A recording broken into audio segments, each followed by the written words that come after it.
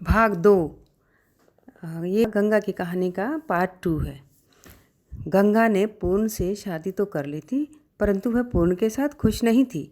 एक तो वह प्रकाश को एकदम से भूल नहीं पाई थी, दूसरा पूर्ण का व्यवहार भी उसको अच्छा नहीं लग रहा था। गंगा पूर्ण को बहुत अच्छी तरह से नहीं जानती थी, बस उसकी चिकनी चुपड़ी बातों में आकर उसके साथ भाग गई थी। पूर्ण काला कलूटा होने के साथ साथ कंजूस भी था। पहले तो गंगा जो भी बोलती वो उसकी ख्वाहिशें पूरी करता था, परंतु अब गंगा उसके पास आ गई तो उसने उसकी बातें सुननी बंद कर दी। बस उसको इस्तेमाल करता और मजा लेता। वह गंगा को किसी काम पर भी लगाना चाहता था। शादी के बाद दोनों किराए पर रहते थे। पूर्ण चाहता था कि गंगा भी बाहर से पैसे कमाकर लाए, घर के खर्चे में सहारा बने। गंगा अब कोठियों में काम नहीं करना चाहती थी, परंतु पूर्ण की इच्छा के विरुद्ध नहीं जा सकती थी। अब वह कोठियों में काम करने जाती थी। अब गंगा को प्रकाश की बहुत याद आती थी, क्योंकि प्रकाश गंगा को पूर्ण से ज़्यादा समझता था। अब काम की वजह से गंगा बाहर जाती थी तो उसको प्रकाश से मिलने का मौका मिल गया। अब गंगा और प्रकाश फ़ोन पर घंटों बातें करने लगे। दोनों फिर से मिलने लगे। अब गंगा का व्यवहार पूर्ण के प्रति बदलने लगा तो पूर्ण को शक हुआ। पूर्ण ने गंगा पर नज़र रखनी शुरू कर दी।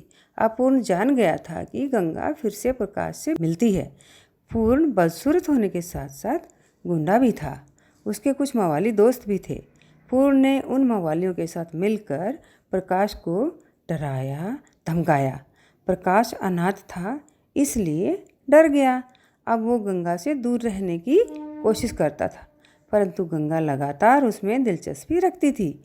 जब प्रकाश गंगा का फ़ोन नहीं उठाता तो गंगा किसी अन्य का फ़ोन मांग कर प्रकाश से बात करती। पूर्ण को फिर पता चल जाता, क्योंकि दोनों के दोस्त कॉमन थे। कहीं ना कहीं से पता चल ही जाता था। अब गंगा और पूर्ण में हर रोज़ झगड़ा होता था। झगड़ा मारपीट तक चला जाता था। गंगा पुलिस को भी बुला लेती थी, फिर दोनों में समझौता हो जाता था। ऐसा बार बार होता था। अब प्रकाश ने गंगा को भुलाने की पूरी कोशिश की। प्रकाश ने स्कूल पास करने के बाद एक दफ्तर में नौकरी कर ली। एक छोटा सा कमरा किराए पर ले लिया। अपनी ज़िंदगी को आगे बढ़ाने की कोशिश करने लगा।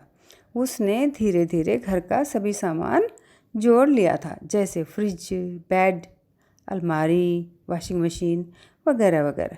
प्रकाश ने गंगा को एक नंबर दे दिया था और कहा था कि तुझे जब भी मेरी ज़रूरत पड़े इस नंबर पर मुझे कॉल कर लेना, मैं आ जाऊंगा।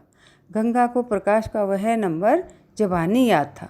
जब वह पूर्ण के अत्याचारों से परेशान हो जाती थी तो प्रकाश से बातें करती थी, उसको सब कुछ बता देती थी। गंगा अब पूर्ण से छुटकारा पाना चाहती थी और प्रकाश के पास वापस आना चाहती थी।